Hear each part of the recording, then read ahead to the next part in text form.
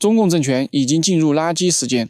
我已经在之前的视频里讲过，中国共产党倒台的5条最现实可能路径，所以在今天的内容就不论述了。在这种时候，所有集权体制都会面对同一个问题：怎么延命？是继续改革，还是强化控制，还是走向一种更极端的统治方式？所以此时中国人最担心的一件事就是中共会不会为了活下去走向朝鲜化的道路，因为那意味着极端封闭、极端监视，个人彻底失去选择权，意味着一个国家为了维持权力，敢于把所有成本转嫁给每一个人。朝鲜人的今天可能就是中国人的明天，所以中国人担忧害怕很正常。同时各个反共组织也在担忧，中国成功进入朝鲜化，意味着中共政权得以稳固，还能倒台吗？而世界各国也在担忧，一个14亿人口的中国，如果真的朝鲜化，那是地缘政治级别的震动。但是这个问题不能靠直觉，你看到的未必是终局，你感觉到的未必是真相。如果我们想真正弄清楚中共政权为了活下去会走上朝鲜化这条路吗？必须沿着一条清晰的逻辑线把这个问题拆开来看。中共政权进入垃圾时间之后，第一步，政权一定会开始思考自我续命方式。第二步，于是为什么大家对中共续命方式第一反应就是朝鲜化？第三步，为什么大家担忧中国走上朝鲜化道路？第四步，其实这是过度担忧的幻觉，中国结构上根本不可能成为真正的朝鲜。第五步，那政权会续命走向什么？中国未来将有限朝鲜化。第六步，有限朝鲜化能帮中共续命吗？能续命多久？沿着这条逻辑，我们今天把这个主题讲透。在中国的政治现实中，有一个事实，大家可能不愿承认，但必须面对，中共政权已经进入了它的垃圾时间。所谓垃圾时间，不是指马上崩溃，而是增长没了，改革停了，治理能力下降了，人民信任快彻底没了，体制正在依靠惯性硬撑，像一条巨大的河流，水位下降之后露出了干涸的河床。在这种时刻，一个政权最本能的反应不是反思，不是自救，也不是改革，而是一个更现实、更残酷的问题：我们还能怎样活下去？这不是情绪判断，而是政治规律。历史上所有进入垃圾时间的集权体制，苏联晚期、东德晚期、印尼苏哈托晚期、委内瑞拉扎维斯晚期，都曾经问过同一个问题：当资源枯竭、控制成本上升、社会失望蔓延的时候，政权要靠什么维持下去？而中国此刻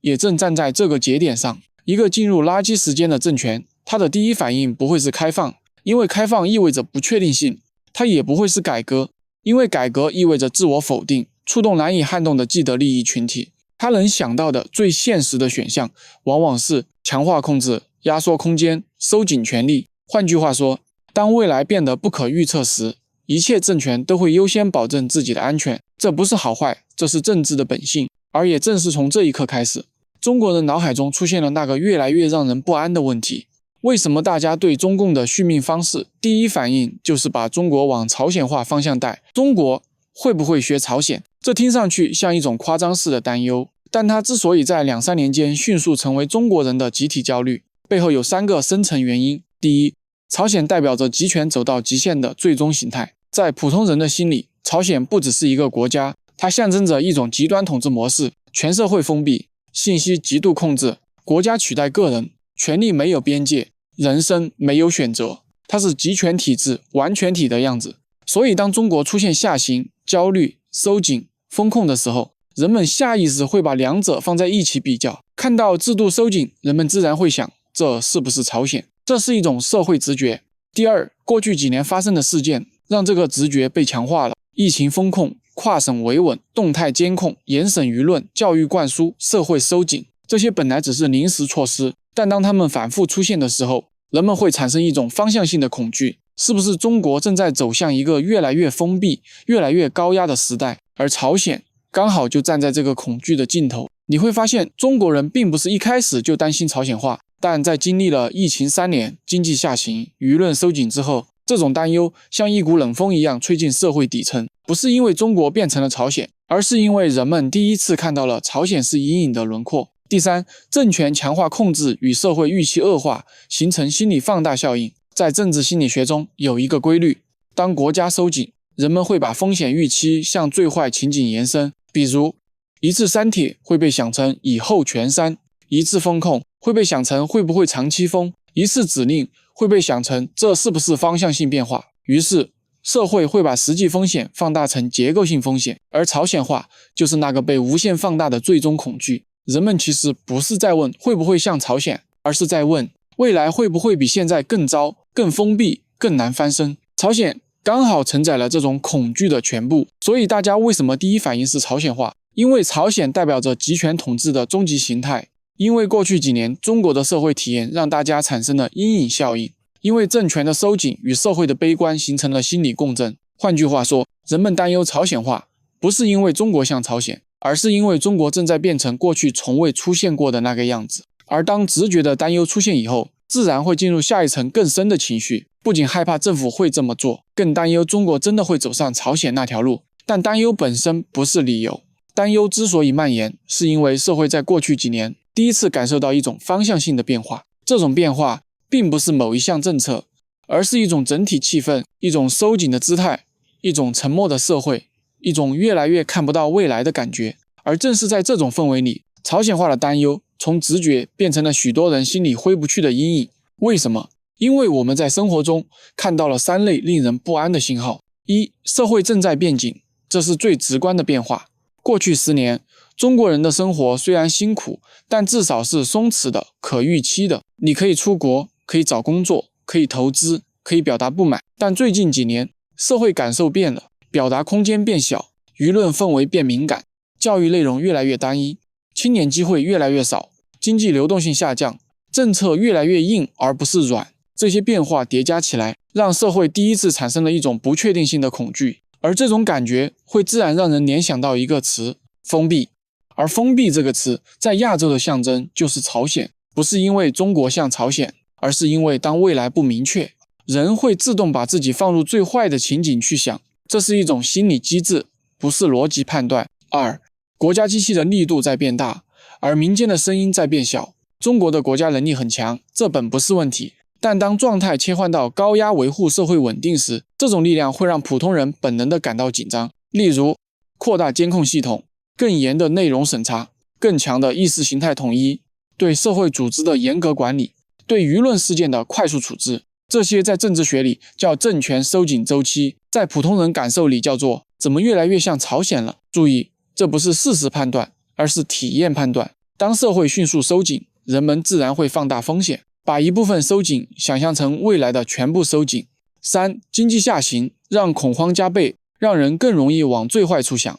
如果经济继续增长，人们不会担忧朝鲜化，因为钱是最好的镇静剂。但现在经济下行，青年失业，投资难，产业外逃，社会在心理上进入了一个脆弱期。在脆弱期，社会会出现对坏消息更敏感，一点风吹草动都可能被解读成更坏的方向，对政权的收紧更恐慌，因为大家都知道，在经济不好时收紧，历史上从来不是好信号。苏联晚期，南美独裁者，东南亚军事政权都在经济下行时选择过收紧，所以中国人会自然联想到，是不是要走向一个更封闭的时代？是不是会像朝鲜那样用高压拖延衰落？这是一种跨文化的历史记忆效应。所以人们担忧朝鲜化，不是因为中国已经朝鲜化，而是因为社会感受到3件事：社会变紧，国家控制力变强，经济变弱。当这3件事叠加，人们自然会把风险预期推向最坏的方向，而朝鲜化恰恰就是这个最坏方向的象征。但这种担忧是事实吗？会不会只是情绪性的放大？为什么彻底朝鲜化其实是误解和放大的恐慌，而恐惧放大的情绪不等于现实。在政治分析里有一个核心原则，要看一个国家可能变成什么，先看它结构上允许什么。而当我们把朝鲜与中国放在结构层面一比较，你会发现一个非常重要的事实：中国看起来在朝鲜化，但它不可能变成朝鲜。这里不是情绪判断，而是结构性、系统性的硬逻辑。下面我们用3个最关键、最简单、最扎实的理由讲清楚。第一，人口体量完全不同，导致朝鲜模式无法在中国复制。根据两国公开官方数据，朝鲜现在约2600万人口，中国现在约14亿人口。这意味着什么？意味着治理方式根本不是一个量级。朝鲜能做到的是完全封闭社会，完全垄断信息，完全控制资源分配，完全掌控人口流动。但这套机制只能在小国加贫穷加高度依赖政权供给的结构里运作，放在中国就会出现直接的结构崩溃。14亿人不可能靠铁幕式供给维持社会运行，也不可能把所有人关在国内，不给选择，不给流动。光是城市人口规模就碾压了朝鲜那套统治逻辑。一句话，朝鲜模式能封住2600万，却封不住14亿。第二，经济结构不同，中国不能靠封闭经济存活，朝鲜是几乎完全自给自足的封闭经济，但中国呢？世界工厂，全球供应链核心，高度依赖外贸与外资，依赖全球技术流动，依赖全球金融体系，城市化 65% 以上，这决定了中国一旦全面封闭，经济会立即崩盘，不是下降，而是断裂。朝鲜可以封闭，因为它本来就极度贫穷，但中国一旦全面封闭，不是朝鲜化，而是委内瑞拉加苏联末期的混合灾难。所以中国可以朝鲜化治理方式，但绝不可能朝鲜化经济模式。第三，社会结构完全不同，中国人不会接受朝鲜式社会。中国过去40年经历了城市化、市场经济、流动社会、网络文化、对外开放、全球生活方式、海外见识。换句话说，中国社会的心理结构已经彻底变了。一个熟悉互联网、熟悉全球生活方式、熟悉城市自由的社会，是不可能被完全禁止化、彻底封闭化统治的。更重要的是，中国人的生活预期已经现代化了，这一点不可逆。你不能让一个开过车、买过手机、用过微信、出过国的人重新回到粮票配给、国家统管一切的朝鲜式生活。在政治学上，这叫做社会复杂度越高，全面集权越不可能。这就是为什么中国只能部分收紧，但无法做到完全找死。为什么我只提到刚才这3点，没有把领土面积列为核心理由？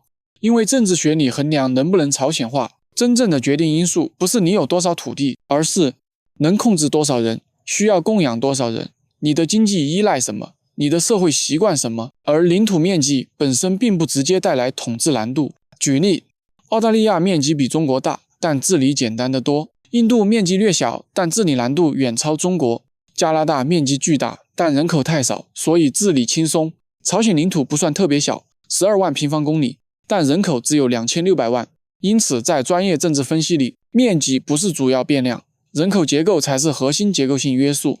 所以为什么彻底朝鲜化是不可能的？因为核心在于人口体量不允许，经济结构不允许，社会现代化程度不允许。中国的治理逻辑不是朝鲜那种全控制小社会，而是大国维稳型。一句话总结，中国可以更像朝鲜，但永远无法变成朝鲜。结构决定上限，这是体制不能越过的边界。但问题并没有结束，因为当你知道完全朝鲜化不可能以后，下一个问题会更现实、更关键、更贴近中国未来。第5步，既然不可能彻底朝鲜化，那中国会走向哪一种？真正的答案是有限朝鲜化。上一步，我们把一个关键误解彻底打碎：中国不可能成为朝鲜，结构不允许，体量不允许，历史轨迹不允许。但这并不代表中国不会变得更像朝鲜。真正的现实是，中国不会全面朝鲜化，但会在某些关键领域朝鲜化，这就是有限朝鲜化。而这也正是大多数人感觉到国家在变的真正来源。下面我们把有限朝鲜化讲得清晰、具体、可感知，让每个人一听就明白什么叫有限朝鲜化。它不是重新回到封闭时代，也不是变成另一个金氏王朝，它指的是在政权进入垃圾时间后，统治者会在特定领域收紧到接近朝鲜的程度，但社会整体仍保持开放经济结构与部分市场活动。一句话总结，不是全关门，而是关键的门；不是全社会倒退，而是政治层面快速收紧。有限朝鲜化会出现在哪些具体领域？我们用3个最明显、正在发生、人人能感受到的方向来说明。方向1，信息封锁与舆论空间收紧，朝鲜味最重，未来会出现叙事高度统一、信息层级管理、海外信息进一步屏蔽、网络全面实名化、细颗粒化监管、平台、媒体、意见领袖大量沉默化、外网言论关联思想审查、AI 生成内容全面统控。这种模式不像朝鲜的完全断绝，它更像大陆版的数字化铁幕，让你能看到世界，但不能说，不能传，不能质疑。所以在信息控制上，有限朝鲜化已经发生。方向2，政治忠诚要求提升，官场朝鲜味。这几年你已经明显感受到忠诚、表态、学习记录成为政治考核核心，干部必须姿态正确才能保饭碗，不忠诚比不作为更危险。官场人人自危，人人过关。军警系统全面思想检查，国企开始强化政治属性要求。过去是政治正确加实际，未来可能是政治正确大于一切。这就是典型的朝鲜化官场逻辑。方向3，社会生活中的微型强压体系在扩散。软朝鲜化，这是很多人已经感受到却无法描述的东西。社区要求登记，学校加强意识形态教育，企业党建化，公职人员行为管理，各种我们正在被看着的感受扩大，公开表达变成高风险行为。普通人学会不说、不问、不参与。它不像朝鲜那样军事化生活，但它让社会逐步失去弹性，变得紧张、沉重、压抑。这就是日常生活中的软朝鲜化。但与此同时，有3条底线政权不会碰，这就构成有限朝鲜化。这3条底线，只要政权不敢触碰，中国就永远不会变成朝鲜。底线1，不能全面关闭边境，因为资本、人才、外贸、跨国企业全靠全球循环。底线2，不能全面收归经济，因为一旦开始配给制，中国经济会立即断裂，不再运转。底线3，不能让社会普遍回到被动生存模式。中国社会一旦连续几年失去上升预期，冲击比朝鲜大100倍。所以政权收紧的范围是政治、舆论、思想、意识形态，但不会收紧到粮食、电力、工业、市场、外贸的物质层面。这就是精准区分。治理方式朝鲜化，国家结构不会朝鲜化。所以中国的未来不是朝鲜，而是有限朝鲜化。它意味着舆论像朝鲜，官场像朝鲜，意识形态像朝鲜，生活秩序更像中度冷酷国家。但同时，中国不会关上国门，中国不会回到配给时代，中国不会成为完全集权的小型社会。一句话，中国未来可能越来越像朝鲜，但永远不会变成朝鲜。然而，这还不是最关键的问题，真正的关键在下一步。第6步，有限朝鲜化能帮中共续命多久？这是整个主题最要命的问题。垃圾时间下的事件核心的起始点和终点，这种有限朝鲜化真的能帮中共续命吗？能续命多久？这才是所有中国人最想知道的答案。很多人直觉会认为，只要变得更像朝鲜，就能更稳定吧，封闭一点，安全一点，不就延长寿命了吗？但政治从来不是靠直觉运作的，现实比直觉更复杂，也更残酷。接下来，我们用最清晰、最易懂，但也最扎实的逻辑，把这个问题讲透。有限朝鲜化到底能不能续命？答案是能，但只能续短命。为什么？因为有限朝鲜化本质上是一种靠控制弥补能力不足的假稳定，它的效果不是长期的，而是像止痛药，能缓解，但不能治病，剂量越大，副作用越强，最后会失效。我们把它拆成3条最关键的逻辑。逻辑1，有限朝鲜化无法解决根本问题，只能拖延，不可能扭转。中国的问题不是言论太自由，也不是秩序不够强，真正让体系进入垃圾时间的是财政枯竭、人口塌方、经济停滞、制度僵化、官僚退缩、信任坍塌。有限朝鲜化可以让舆论变乖了，反对声音变少了，官员更害怕说错话，但完全解决不了。钱从哪里来？人口还在快速减少，企业继续跑路，青年继续躺平，地方财政继续破产，中产继续失望。这意味着有限朝鲜化只能让表面更稳，内部更烂。它像是把裂开的墙壁重新刷一层漆，看起来光亮，结构却在继续腐蚀。逻辑2，有限朝鲜化会反噬政权自身，控制越多，失人越快。这是所有集权国家承认但不敢说的规律。控制越强，系统越迟钝，压得越狠，反噬越重。在有限朝鲜化中，最先受到影响的不是民众，而是官僚执行系统、经济活力系统、社会信任系统。一旦舆论收紧，思想收紧，科层恐惧加剧，官僚就会集体进入，不承担风险，不说真话，不做决策，不提方案，一切以政治安全为第一。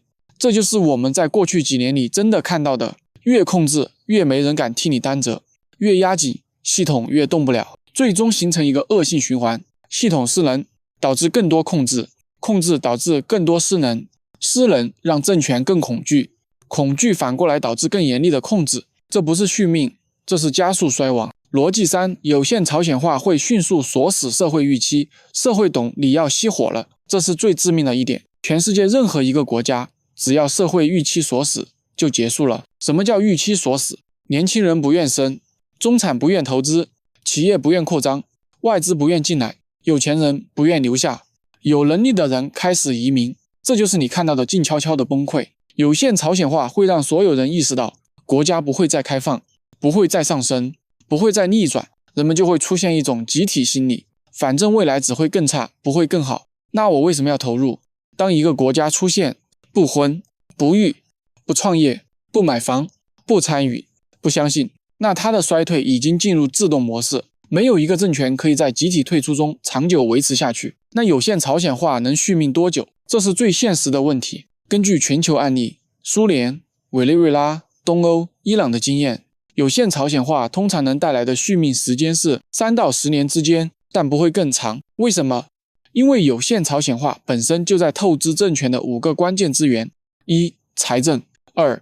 信任， 3. 官僚执行力， 4. 社会预期， 5. 国际空间。这5样东西一旦枯竭，就不会重新回来。也就是说，有限朝鲜化不是延长寿命，而是延长衰亡的过程。它不会让政权更稳，只会让衰退变得更慢，但更痛苦且不可逆。所以有限朝鲜化能续命，但续不了太久。它像什么？像一个病得很重的人，通过压住症状延长几个月寿命；像一家公司靠裁员和甩包袱多活几年；像一座破败大坝不断加固外墙来延迟崩塌，最终结果不会改变，只会被推迟。一句话，有限朝鲜化续得了命，但续不了未来，而这条路的尽头是政权的不可逆衰亡。所以为什么叫中共政权的垃圾时间？垃圾时间代表天道，而中共政权无法对抗天意，